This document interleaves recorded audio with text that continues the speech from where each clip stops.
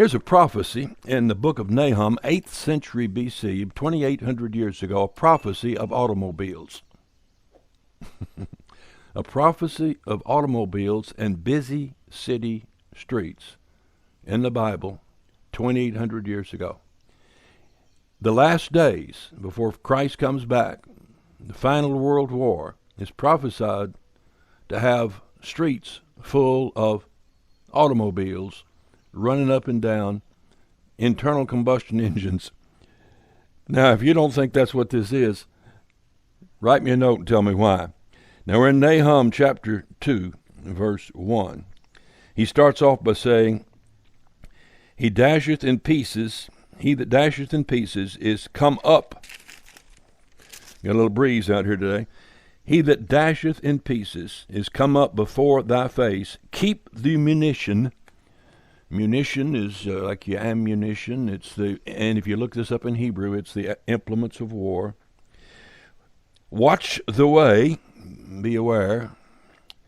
Make thy loins strong, fortify thy power mightily. Speaking of the nation of Israel, now the context of this was the nation of Israel being besieged by Syria.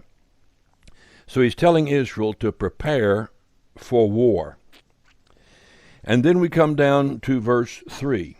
The shield of the mighty men is made red, the valiant men are in scarlet, the chariots shall be with flaming torches in the day of his preparation. That's strange wording for events current at that time. What you'll find in Bible prophecy is that the prophets spoke to their own people concerning issues prevalent in that day. And quite often you'll find Jesus reaching back into those events where the prophet was speaking to Israel and pull it out as a prediction of things yet to come. So in other words, a prophet spoke in a dual fashion. He spoke to the people of his day, but he also was speaking to people beyond and to events beyond that, dual fulfillment of the prophecy. So he said, the chariots will be with flaming torches in the day of his preparation, and the trees shall be terribly shaken. The chariots shall rage in the streets. They shall jostle one against another in the broad ways. I used to live in a city that had a street named Broadway. And it was called that, I think, because it had 4 lanes, and that was a lot of lanes for back there in the 1940s and 50s. Broadway. They shall seem like torches. When they run, when they travel, they look like torches. They shall run like the lightnings. So here is something, he calls it a chariot. Now, the first original name for an automobile was a horseless carriage. It was a chariot. It actually was a horse-drawn vehicle that was motorized. And so in the prophet, what else would he call it? If he called it an automobile, no one would have known what he was talking about. He was speaking to the people in his day, and he calls it a chariot because that was a mode of war and a mode of transportation. It had wheels on it, something that rolled, something used to go somewhere. He said, the chariots shall be with flaming torches in the day of his preparation. The fir tree shall be terribly shaken. The chariots shall rage in the streets.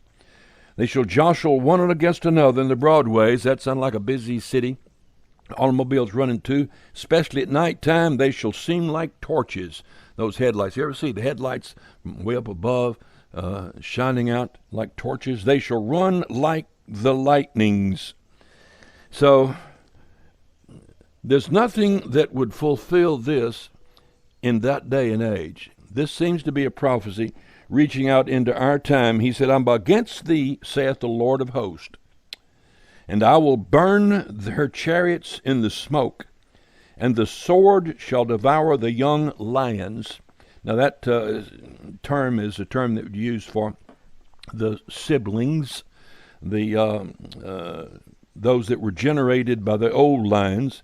And I will cut off the prey from the earth, and the voice of thy messenger shall no more be heard. So this is a prophecy of the last days, prophecy of end times. And it predicts a time when, right at the time when the end comes, the streets of the city will be full of chariots, jostling one against another, running like lightning. Lightning's electricity. Could it be that he's talking about electrical powered vehicles? Or could he talk about internal combustion engines? One or the other, or both, are running through the streets. So I take this to be a prophecy that is being fulfilled right now with the automobiles running around in the streets. And if you don't think so, tell me what you think it is.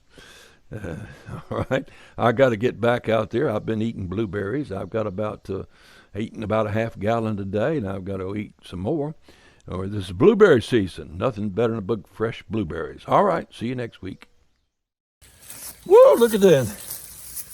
Look at those blueberries. Man, keep picking, woman.